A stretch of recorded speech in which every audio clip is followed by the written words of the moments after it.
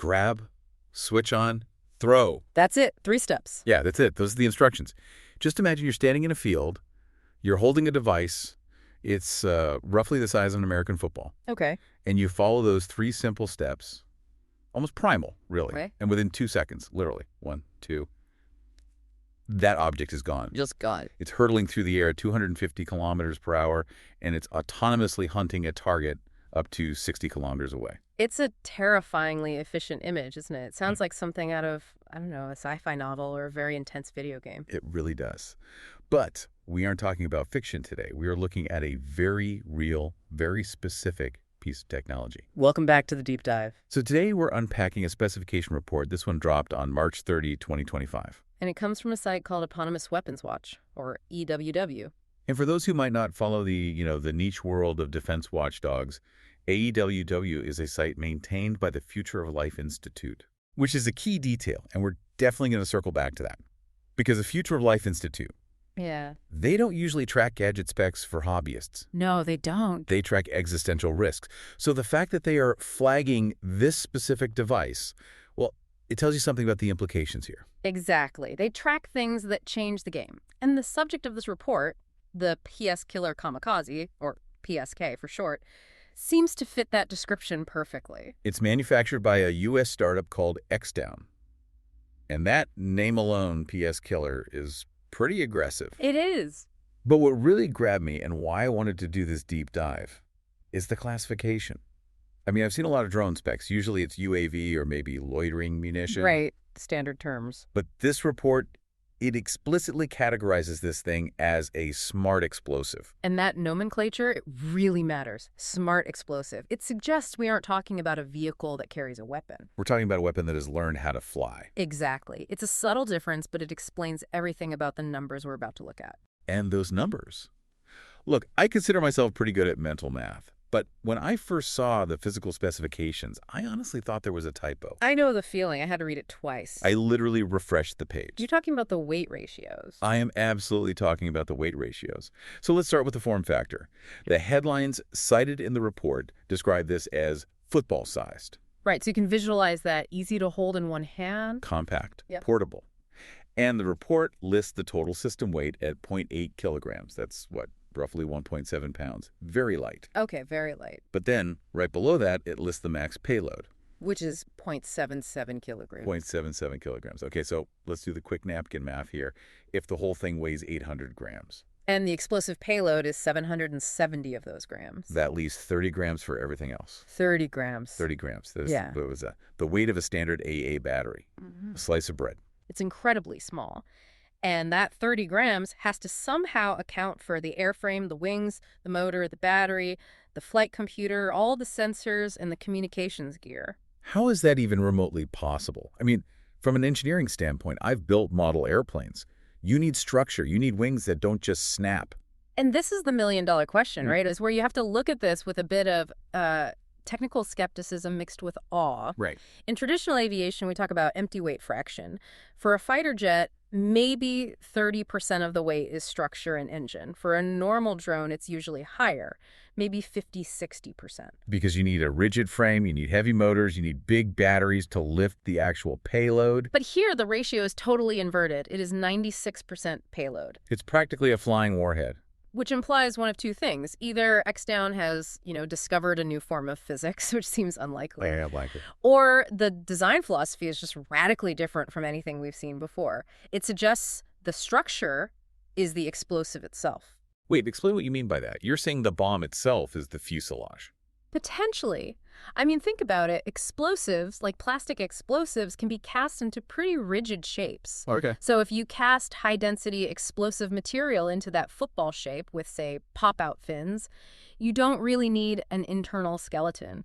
The warhead provides all the structural integrity. That is wild. So you aren't building a drone and putting a bomb inside it? No, you're molding a bomb and then just sticking some fins on it. And the electronics. Well, we might be looking at circuitry that's printed directly onto the casing, or maybe using the battery structure as part of the airframe. It just reinforces that smart explosive category. Right. If you're building a surveillance drone, you need it to last. You need it to land, recharge, take off again. This thing, It only has to fly once. it only has to hold together for a few minutes. Yeah. You can strip away every single gram of safety margin, durability. And landing gear, because it's never coming home. Precisely. It is the ultimate piece of disposable tech. It's not a vehicle, it's a bullet. A very smart, very large bullet. It effectively turns the device into a flying brick of C4 with a microchip slapped on it. Pretty much. But even if we accept that they've managed to strip the airframe down to nothing, I'm still stuck on the performance specs. Because usually when you make something that light or that bare bones, Flimsy, it's slow. and the PSK is definitely not slow. No. The report lists max speed at 250 kilometers per hour. That's 155 miles per hour. For context, that's faster than you drive on the Autobahn. And it's hand-launched. You throw it, and 2 seconds later it's doing 155.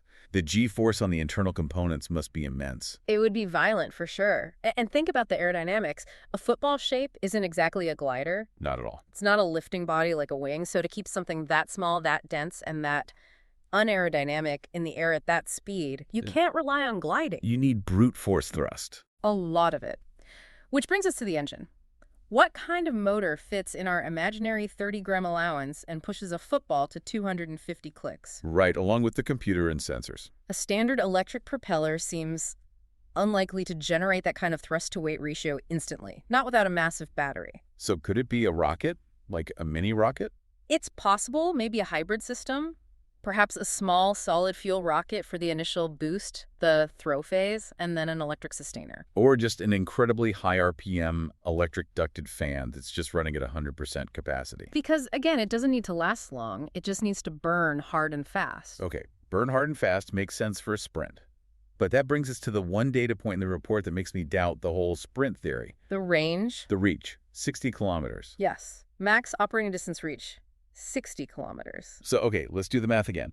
At 250 kilometers per hour, the flight time is what, roughly 15 minutes? About that, yeah. But 15 minutes of powered flight at top speed, carrying a heavy payload with a battery that, by our math, can't weigh more than a few grams. The energy density equation is strained, to put it mildly. It feels impossible, doesn't it? Like, where is all that energy coming from? It really pushes the boundaries of current battery tech. I mean, if you look at something like the Switchblade 300... The current U.S. military standard. Right. That's a small loitering munition.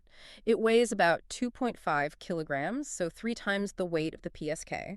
And it flies for maybe 15 minutes with a max range of 10 kilometers. So XDOWN is claiming 6 times the range of the industry standard at 1/3 the weight. Exactly. Which is why we have to look at this with a critical eye. Is 60 kilometers the theoretical max range if it's, say, gliding from a high altitude? Or is it fully powered flight from a standing throw? Or Maybe it's not even electric. that's a real possibility. Maybe it's a microturbine or some new kind of chemical propellant. Or maybe their battery tech is just proprietary and that much better. Or, and I hate to be the cynic here, the specs are just marketing fluff for investors. It's a startup. The report does say in development. But look, even if they only hit half these numbers, Right. say it only goes 30 kilometers and only 150 kilometers, that is still a massive paradigm shift for infantry combat. Okay, let's talk about that shift. Because the numbers are one thing, but the application, the user experience, that's where it gets really scary. And the report uses the key phrase here, throw and forget. Throw and forget. So walk me through that. I'm a soldier. I'm under fire. I pull this football out of my backpack. You don't set up a launch trail, you don't boot up a laptop or put on VR goggles, you just grab, switch, throw. And the report says it becomes fully operational within 2 seconds. That speed of deployment is it's wild. Usually drones are a hassle. You have to calibrate the compass, wait for a GPS lock. Pair the controller.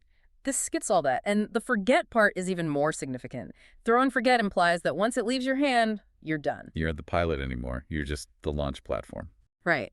The report says it navigates to its target without further human intervention. Which is the autonomy piece.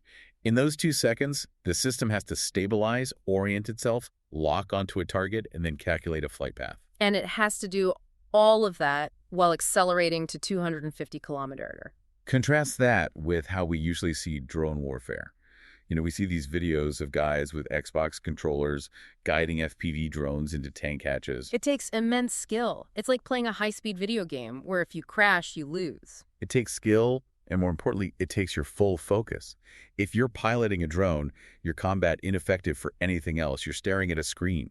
You're vulnerable. With the PSK, you throw it and you immediately dive for cover or pick up your rifle. You outsource the kill to the machine. So how does it see? If it's autonomous targeting, a camera adds weight. A LiDAR adds a lot of weight. It likely uses optical flow and computer vision. A tiny camera sensor like the one in your phone is very light. The hard part is the processing power you need to interpret that video feed in real time at 250 kilometer error. Right, if you're moving that fast, the ground's just a blur. You need a high refresh rate and a processor that can identify a target, a tank, a person, a truck, and adjust flight controls instantly. Doing that on a chip that fits in our 30-gram budget? That must be where the R&D funding is going. It has to be. The AI model has to be incredibly efficient. It effectively turns a single soldier into a long-range artillery unit. A very precise, very personal artillery unit. Yep. And think about the strategic implication of that 60-kilometer range again. Yeah, I was thinking about that. 60 kilometers that's the next town over. That could be 2 counties over. So if you're a high-value target, a general, or radar installation, you usually feel safe if you're 40 or 50 kilometers behind the front lines. You're out of sniper range, out of mortar range. But not anymore. Not with this. Well, if a single infiltrator with a backpack can hike into a forest and launch a 250-kilometer precision strike at you from 60 kilometers away, the concept of a safe rear area just evaporates. the battlefield flattens. Everywhere becomes the front line. And unlike a missile launch, which has this massive heat signature that satellites can It's just a person throwing a football. Zero launch signature, no flash, no smoke. And because it's so small, its radar cross-section is negligible. By the time you hear it, Well, at 250 kilometer, it covers a football field in 1.5 seconds. You don't hear it and react. You hear it and you're already gone. it just creates this massive defensive headache. I mean, how do you stop a swarm of these? That's the nightmare scenario, isn't it? One is a sniper shot, 50 of them. That's a saturation attack. Conventional air defense systems, like a Patriot missile, cost millions of dollars a shot. You can't fire $1 million missile at an 800-gram plastic football. It's asymmetric warfare at its most extreme, which explains why our source for this isn't a traditional military publication. Right. It's not Defense News or Jane's. It's Autonomous Weapons Watch. And we touched on this at the start. The Future of Life Institute maintains this watch list. FLI is usually talking about, AI taking over the world or nuclear winter. So why the deep interest in one specific tactical drone from a startup called XDOWN P.S? Because the PSK seems to represent a threshold being crossed. FLI has been warning about slaughter bots for years. These small, cheap, autonomous weapons that can target humans without any supervision. And it checks every single box. Small, check. Cheap, probably. Autonomous. Without further human intervention, check.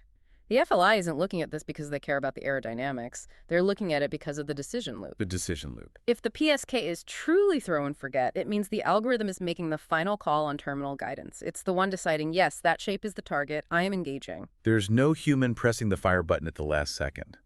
The human pressed their button minutes ago and 60 kilometers away. And that disconnect allows for a speed of conflict that humans just can't manage. If you have machines fighting machines at these speeds, human reaction times are way too slow. It pushes warfare entirely into the algorithmic domain. It's interesting that the report notes the manufacturer, XDOWN, has suppliers, unknown, and system dimensions, unknown. Classic stealth mode behavior. Yeah, and under the website section, it just says not on website. Yeah. But we know they're a U.S. startup, and we know they have R&D funding. Which suggests the Pentagon, or, similar bodies, are very interested in this capability. The unknowns in the report probably aren't, because XDOWN doesn't know how big their own product is. It's because they aren't sharing it publicly. Exactly. The football-sized description probably comes from leaks or early demos. It just adds to the whole mystique. It feels like we're getting a glimpse of something that isn't supposed to be fully public yet. And that's the real value of AWW's report. They're aggregating these little breadcrumbs, a headline here, a spec sheet there, to show us the shape of what's coming. And the shape is small, fast, and incredibly lethal. Yeah. Makes you wonder what version 2.0 looks like. Or what happens when they add swarm networking. If you throw 5 of them and they can talk to each other, you take the radar, I'll take the truck. That fits right into the smart explosive paradigm. Software updates could make the same bomb smarter tomorrow than it is today. That is a chilling thought, a weapon that just downloads an update and learns new tactics. It really reinforces why we call this show the Deep Dive. We start with a spec sheet, and we end up questioning the entire future of warfare. It's never just about the specs. It's about what the specs allow you to do. So to recap this beast in a small package, as the report calls it, we have a 0.8 kilogram device. It is practically all warhead. 96% of it. It flies at highway speeds, Yeah. fast highway speeds. It has the range of a medium-range missile. And it thinks for itself. And it fits in your hand. It just completely blurs the line between a projectile and a robot. That's the real takeaway for me. We used to have a very clear line. A bullet is dumb, physics drives it. A drone is smart, a pilot drives it. The PSK is a bullet that has a brain. And if the air becomes filled with bullets that have brains, then we need to rethink everything about how we protect ourselves. Because you can't dodge a bullet that chases you. You can't. On that terrifyingly provocative note, we're going to wrap up this deep dive on the XDOWN P.S. killer. Definitely one to keep an eye on. Yeah. If you see a football flying at 250 clicks, Yeah. oh, don't try to catch it. Thanks for listening, everyone. Stay safe out there. See you on the next deep dive.